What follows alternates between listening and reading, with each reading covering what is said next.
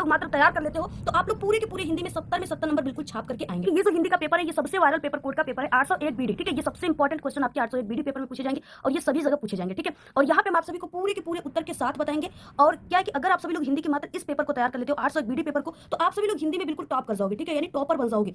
तो यहाँ पे देखिए सबसे पहले कि आप लोग इस वीडियो को लाइक कर दीजिए, चैनल पे नहीं तो चैनल को सब्सक्राइब करके बेल आइकन को जरूर प्रेस कर दीजिए और इस वीडियो को आप लोग अपने सभी दोस्तों में जरूर शेयर कीजिए। सबसे पहले यहाँ पे आपको अनुक्रमांक और यहाँ पे आपको अपना नाम लिखना होगा।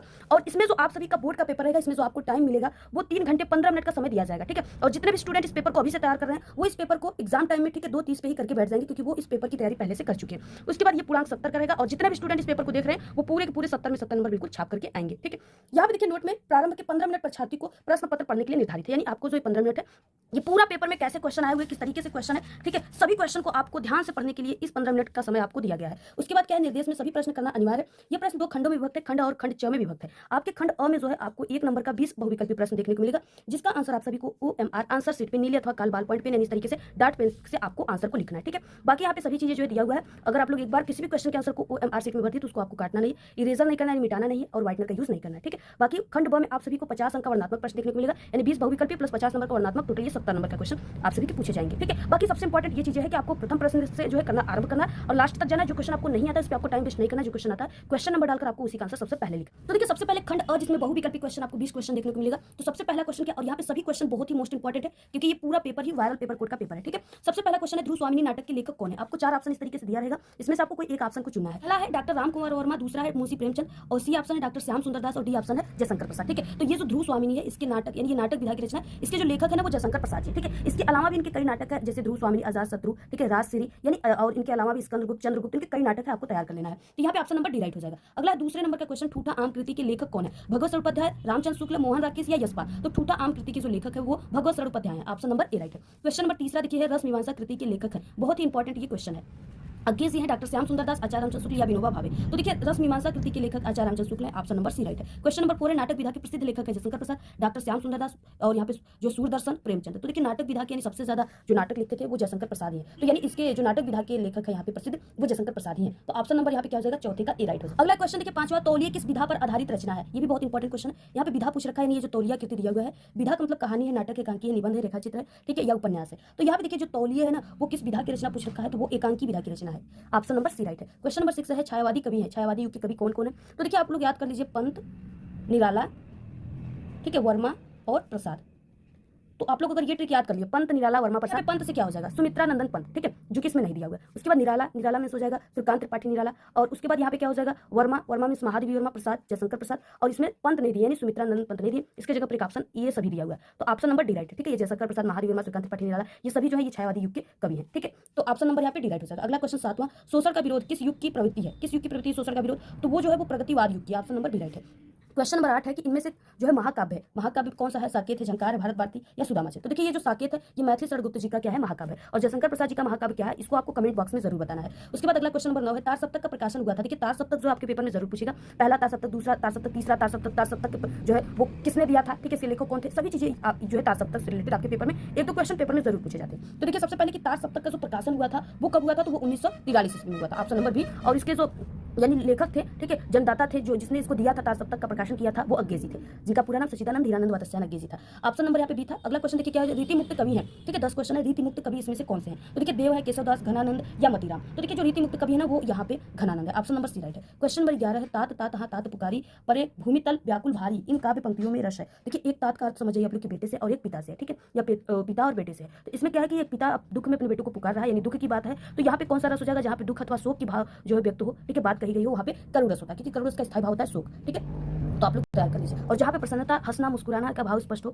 ठीक है, वहाँ पे क्या होता है हास्य रस होता है, ठीक है, जिसका स्थायी भाव हास्य होता है। तो 2 ही रस आपको क्लास 10th में जो है पढ़ना है, आपका करुण रस, हास्य रस, दोनों से रिलेटेड आपका स्थायी भाव आएगा, उदाहरण पूछ देगा, ये सब चीजें पेपर में आते हैं। अगला क्वेश्चन नंबर 12 देखिए उत्प्रेक्षा अलंकार के वाचक शब्द है, उत्प्रेक्षा अलंकार का वाचक शब्द है, ठीक है, मनु जानु है, जनेहू मनु है, मनु जनु है, यानी इनमें से सभी। अगर आपको ये सभी यानी यहाँ पे 6 चीजें दिया, 6 चीजें अगर आपको कहीं पर भी उदाहरण में दिखा और पूछ दे कि कौन सा इसमें जो है अलंकार है, तो आपको उदाहरण में अगर ये चीजें दिख जाए तो आपको समझ जाना है कि उत्प्रेक्षा अलंकार है, ठीक है। तो ऐसे उदाहरण भी पेपर में पूछ देता है और पूछता है कि कौन सा यहाँ पे उदाहरण है, तो इसको भी आप लोग वाचक शब्द को जरूर तैयार तैयार कर लीजिए। अगला क्वेश्चन नंबर देखिए 13, रोला छंद में कुल मात्राएं होती है, रोला छंद में कुल मात्राओं की संख्या कितनी होती है, तो वो कुल मात्राएं, ठीक है, तो कुल मात्राएं जो होती है वो 96, ऑप्शन नंबर डी है। अगला देखिए क्वेश्चन नंबर यहाँ पे 14, अनुचर शब्द में उपसर्ग जुड़ा है, अनुचर और उपसर्ग पूछ रखा है। तो देखिए उपसर्ग का मतलब क्या होता है ना, जैसे यहाँ पे शब्द कोई दिया अनुचर, तो उपसर्ग का मतलब किसके आगे जो लगा शब्द है वही उपसर्ग है। तो अनुचर यानी चर के आगे क्या लगा, अनु, तो यही इसका जो है उपसर्ग हो गया, तो ऑप्शन नंबर ए राइट हो गया। अगला क्वेश्चन नंबर 14, तत् सर्वनाम का पुल्लिंग में तृतीय विभक्ति एक वचन का रूप है, तृतीय विभक्ति एक वचन का जो रूप है वो तेन है, ठीक है, ऑप्शन नंबर यहाँ पे ए राइट हो जाए। अगला क्वेश्चन नंबर 16, राधा कृष्ण में समास है, ठीक है, जब भी यहाँ पे हम आपको कुछ थोड़ा सा ट्रिक बता देते हैं।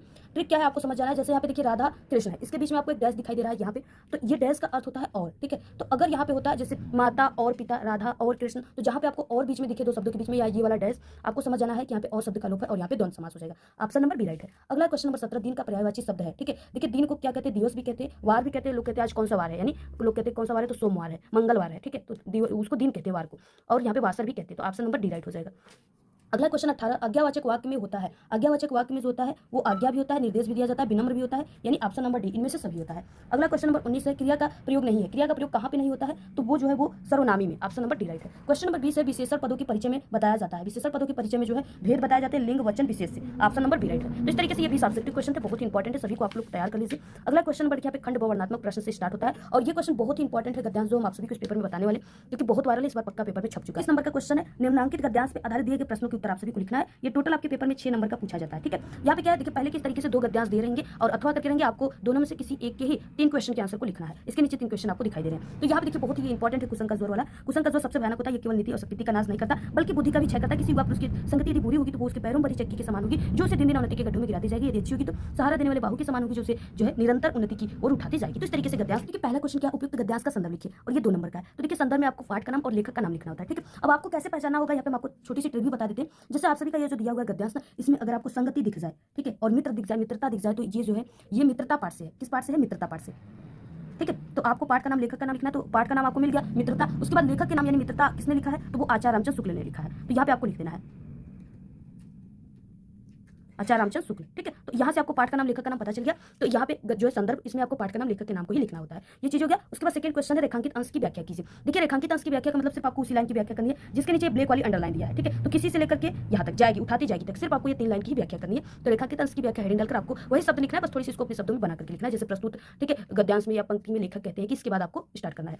ये आपका 2 नंबर का है। इसके बाद तीसरा क्वेश्चन है, यहाँ पे देखिए कुसंग का जोर सबसे भयानक क्यों होता है, तो इसका अर्थ आप सभी को जहाँ पर भी इसमें मिलेगा ना, जैसे कुसंग है भयानक है, तो यहाँ पे कुसंग भयानक मिलेगा, तो इसी जगह इसका आंसर है। तो यही चीज है, यहाँ से यहाँ तक आप सभी को लिख देना है, ठीक है। ये आपका थर्ड वाला क्वेश्चन का आंसर इसी में से ढूंढने पर मिल जाता है। तो ऐसे आपको लिखना पूरा 6 नंबर आपका पक्का, अगर आप लोग ऐसे लिखते हो तब। बाकी कैसे लिखना कॉपी पर, अगर ये चीजें आपको चाहिए तो हमारे चैनल पर बोर्ड एग्जाम में हिंदी की कॉपी कैसे लिखे वीडियो है, आप लोग विजिट करके देख लीजिए, या आप लोग यूट्यूब पर सर्च कीजिए, ठीक है, जो है बोर्ड एग्जाम में कॉपी कैसे लिखे, हमारे चैनल का नाम अपना विद्यालय है, आप लोग लेकर के यूट्यूब पर लिखकर या बोलकर सर्च करेंगे तो हमारी वीडियो वहाँ पे आ जाएगी। आसानी से आप एक ओरिजिनल वीडियो देख सकते हो, क्योंकि सबसे पहले जो है ये वायरल पेपर, ठीक है, एग्जाम में कॉपी कैसे लिखे, और सबसे ओरिजिनल और सबसे पुराना जो चैनल है वो हमारा ही चैनल है, ठीक है। हमसे ही पढ़ करके, यानी हमारे चैनल से ही पढ़ करके हर साल कमजोर से कमजोर स्टूडेंट भी एग्जाम में टॉपर बनाने की गारंटी हमारा चैनल लेता है। इसलिए आप सभी लोग, ठीक है, हमारे जितने भी आपको टॉपिक चाहिए वो चीजें, और हमारे चैनल का नाम यूट्यूब पर लेकर सर्च करोगे तो वहाँ पे हमारी वीडियो आ जाएगी। अथवा में देखिए दिया है, व्यक्ति अपनी उन्नति और विकास चाहता है, यदि एक की उन्नति और विकास दूसरे की उन्नति और विकास में बाधक हो तो संघर्ष जो है उत्पन्न होता है। तो यहाँ से लेकर के यहाँ तक दिया हुआ है, इसमें भी इस तरीके से देखिए दिया हुआ है, आपको संदर्भ लिखना है, व्याख्या करना है, और एक क्वेश्चन दिया हुआ है। जब भी आप सभी को इसमें अहिंसा दिख जाए, इस तरीके से देश दिख जाए, अहिंसा, सभ्यता, ठीक है, तो आप सभी को समझ जाना कि ये जो है ये भारतीय संस्कृति पाठ से लिया गया, और इसके लेखक जो है वो डॉक्टर राजेंद्र प्रसाद है। तो इसको तैयार कर लो आप लोग। अगला देखिए 22 क्वेश्चन है, निम्नलिखित पद्यांश पे आधारित दिए गए प्रश्नों के उत्तर देना है। ये भी क्वेश्चन 6 नंबर का आपके पेपर में पूछा जाता है, और ये बहुत ही मोस्ट इंपॉर्टेंट है। यहाँ पे चरण कमल बंदो हरिराई, जाके कृपा पर गिर लांगे, अंधे को सब कुछ दर्शाई, बहरे सुने गुंग पुन बोले, रंग चले से छत धराई, सूरदास स्वामी को उन्होंने बार बार बंदोती पाई, ठीक है, इस तरीके से दिया हुआ है। अब यहाँ पे देखिए सबसे पहले आपको संदर्भ लिखना है, पद से लिया गया, यानी पाठ के नाम में आप सभी लोग पद लिखेंगे, सूरदास के पद से लिया गया है, और बाकी किसके द्वारा लिखा गया, यानी कवि कौन है, तो वो सूरदास जी है। तो ये चीजें आपको तैयार कर लेनी है। रेखांकित अंश की व्याख्या में यहाँ से यहाँ तक की आपको व्याख्या करनी है। उसके बाद तीसरा क्वेश्चन है, बार बार बंदो तिपाई में कौन सा अलंकार है। तो देखिए यहाँ पे क्या है कि बार बार बंदो तिपाई, यानी इस तरीके से बार बार आया है ना, यहाँ पे ब आया है, ब फिर ब, यानी जो ब है इसकी बार बार आवृत्ति हो रही है, तो यहाँ पे अनुप्रास अलंकार है, आपको समझ जाना है। अगला क्वेश्चन है देखिए, अथवा में दिया गया, धीरे चलो वो तुम्हें छू लेगी, यहाँ से लेकर के दुकान तक भी, यानी इस तरीके से दिया हुआ है, दोनों में से आपको किसी एक को करना है। तो ये जो है ये आप सभी का, यानी कि ये नदी पाठ से लिया गया है, और इसके जो कवि है वो केदारनाथ,